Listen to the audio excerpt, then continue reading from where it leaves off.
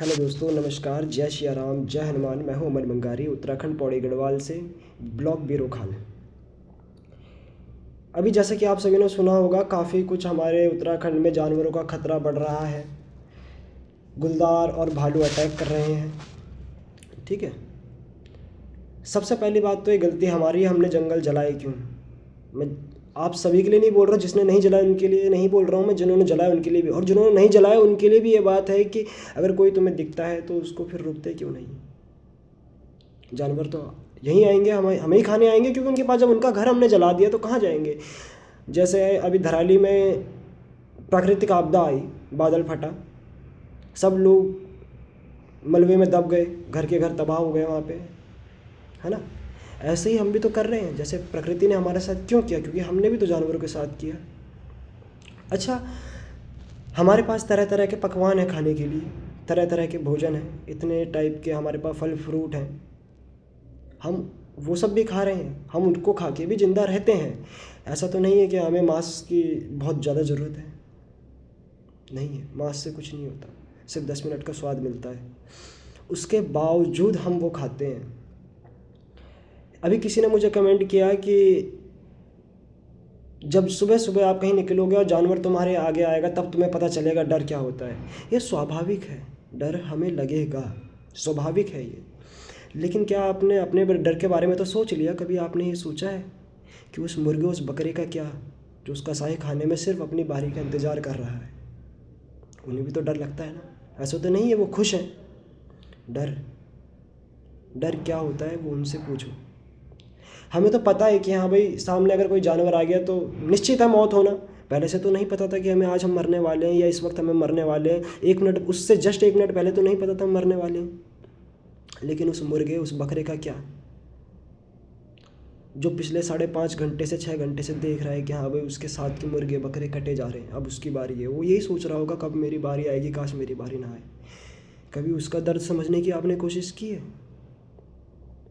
अच्छा, मैं खुद उत्तराखंड से हूँ, हमारे यहाँ बलि प्रथा होती है।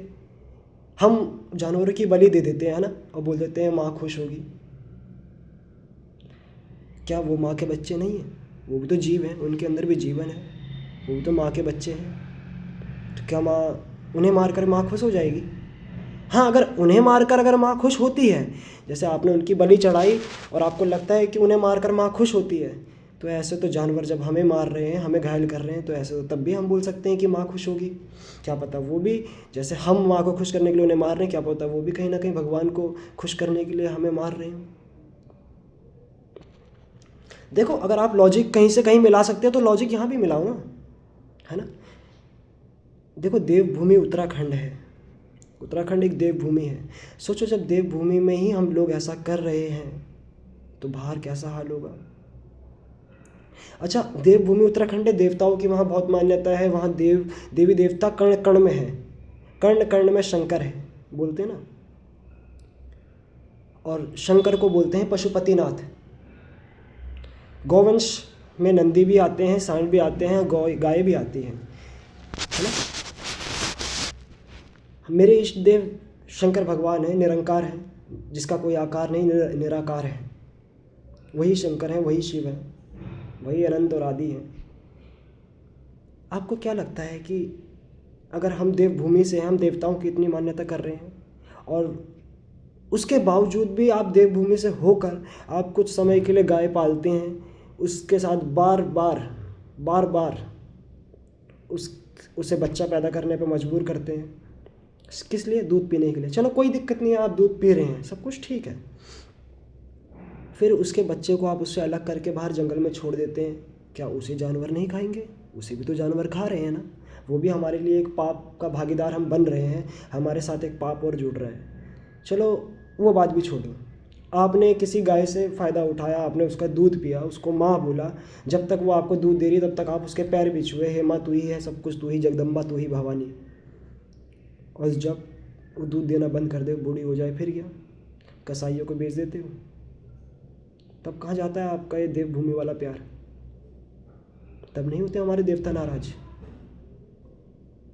क्योंकि आज की डेट में ना उत्तराखंड में भी सिर्फ स्वार्थ रह गया। आज भारत में इस भक्ति नहीं, भक्ति के नाम पे सिर्फ स्वार्थ है। उत्तराखंड में देवता पुजवाते हैं सिर्फ अपनी समस्याओं के लिए। हे भगवान, मेरी ये समस्या है, इसे पूरा कर दे, जय हो नागराज, जय हो ईश भाई, जय कुछ भी चीज़ें, जय नरसिंह, जय हो माधारी, बस हमारी समस्या पूरी कर दे। हैं उनकी समस्या, उन जानवरों की, बेजुबानों की समस्या का क्या? कहीं ना कहीं उसका फल भी आज हमें मिल रहा है ना। देखो, हम देवभूमि उत्तराखंड से हैं, हम देवताओं को पूजा करते हैं। मैं किसी चीज़ के खिलाफ़ नहीं हूँ, बलि प्रथा, हर चीज़ के, किसी चीज़ के खिलाफ़ नहीं हूँ, मेरा कोई द्वेष किसी चीज़ के लिए कुछ भी नहीं है। मेरा सिर्फ कहना इतना है कि अगर हम अपने साथ हो रहे अन्याय को अन्याय कहते हैं तो जानवरों के साथ होने वाले अन्याय को अन्याय क्यों नहीं कहते? अगर आप चाहते हैं कि हमारी जान बचे, उत्तराखंड में रहकर हमारे साथ ऐसा कुछ ना हो, तो फिर जानवरों का घर बनाओ ना, उनका घर बसाओ, उनका घर बचाओ। क्यों उनका घर उजाड़ने पे हम तुले पड़े हैं? देखो, मेरा किसी से कोई बैर नहीं है। मैंने सिर्फ ये वीडियो बनाने का कारण एक यही था कि कृपया करके जानवरों के प्रति नफरत मत फैलाओ। उत्तराखंड सरकार को इस बात को संज्ञान में लेना चाहिए जो जानवर वहाँ पे अति आक्रमण कर रहे हैं, ठीक है। लेकिन कहीं ना कहीं हमें भी इस चीज़ पे ध्यान देना चाहिए कि हमारी वजह से किसी जानवर को कोई नुकसान ना हो, किसी को कोई परेशानी ना हो। जैसे कि उत्तराखंड में इतने सारे मुर्गे की दुकानें, इतने सारे बकरे की दुकानें हैं, क्या वो बंद नहीं करवा सकते आप? जब आप अपने लिए धरना दे सकते हैं तो क्या उन बेजुबान के लिए धरना नहीं दे सकते? वो बेजुबान कहाँ जाएंगे, किसके सामने जाएंगे? हमारा प्रशासन तो बिल्कुल मौन बैठा हुआ है, चुप। समझ रहे हो? हल्द्वानी गाड़ी जाती है गौमांस की भरी हुई, तरह तरह के टोल नाकों से पार करके। उस गाड़ी के आगे भी नंबर प्लेट अलग है, पीछे भी नंबर प्लेट अलग है, फिर भी वो गौ मांस ले जाती है, तस्करी कर देती है गौ मांस की। प्रशासन कहता है कि मुझे खबर नहीं। प्रशासन को किसी चीज़ की क्यों खबर नहीं है भाई? सिर्फ प्रशासन को इसी चीज़ की खबर है कि कौन शरीफ आदमी है और उसने थोड़ी सी गलती कर दी तो उसको पकड़ लिया जाए। और पकड़ के भी अगर तुम पकड़ो भी तो कम से कम एक कानूनन हिसाब से तो करो। फिर चंद पैसों में छोड़ दिया। अगर कानून के हिसाब से करोगे तो फिर वो लड़का पकड़ा ही ना जाए, वो लड़का हमेशा बाइज्जत बरी हो। और जो बाइज्जत बरी होने वाले होते हैं उन्हें फंसा दिया जाता है, और जो लोग गलत काम कर रहे हैं वो बाइज्जत बरी हो जाते हैं। क्या इसमें प्रशासन की ढिलाई नहीं? और हाँ, एक बात और, हम पहाड़ी, एक बात मैं बोलना चाहता हूँ, यहाँ पे थोड़ी सी अभद्र भाषा का यूज़ होगा। हम पहाड़ी एक्चुअल में भूले नहीं हैं। आज की डेट में हम पहाड़ी हो गए हैं चूतिया। क्यों मैं ये बात कह रहा हूँ, मैं बताता हूँ आपको। ये जो बाहर की कुछ ब्रीड्स का मतलब नस्ल, बाहर की जो कुछ नस्लें आ रखी है ना हमारे उत्तराखंड में, अपने मस्जिदें बना दी, मज़ारें बना दिए। क्यों बनाई? खुद से तो आई नहीं। अगर वो आए भी तो कहीं ना कहीं हमारी सहमति वहाँ रही होगी, तभी वो हमारे यहाँ बस पा रहे हैं। क्योंकि देखो, मेरा घर है, मेरे घर के अंदर तब तक कोई नहीं घुस सकता जब तक मेरी या मेरे घर वालों की इजाज़त ना हो। हमने भू कानून के लिए मांग की थी ना। वैसे मैं भी भू कानून के साथ था, हमें भू कानून मिलना चाहिए। भू कानून के कुछ फ़ायदे भी हैं, कुछ नुकसान भी हैं, बट आज हमें उसकी ज़रूरत क्यों पड़ी? कहीं ना कहीं उसका कारण हम ही हैं। कैसे, मैं बताता हूँ आपको। मुझे ज़रूरत पड़ी 5 लाख रुपए की, ठीक है। मैंने अपनी ज़मीन का रेट लगा दिया 4 लाख रुपए, क्योंकि मेरे को इमरजेंसी ज़रूरत है और उसको जल्दी से जल्द बेचना है मुझे। एक पहाड़ी आता है, वो बोलता है कि मुझे अपनी ज़मीन बेच दो, मेरे को इसमें खेती बाड़ी ये वो करना है, मैं आपको 3 लाख रुपए दूंगा या 3.5 दूंगा, जो भी रेट है, जो भी है। हम मना कर देते हैं, नहीं, हम इतने सस्ते में नहीं बेचेंगे। और वही अगर कोई बाहर का अगर आदमी आता है, समझ रहे हो आप मैं किसकी बात कर रहा हूँ, बाहर की कोई नस्ल का आदमी आता है, वो हमसे बोलता है कि मैं इसके 5 लाख पूरे के पूरे दूंगा, मुझे दे दो। हम चंद पैसों के लालच में उसे वो दे देते हैं। तो मैं इसके पीछे एक बात बोलूँ, अगर हम अपने ही पहाड़ी को अगर वो ज़मीन बेचें, चाहे बेशक थोड़े सस्ते दामों में बेचें, तो हाँ, तुम्हें पता है कि हमारे जो खेत रहते हैं उनमें भी हम अपने देवता पुजवाते हैं।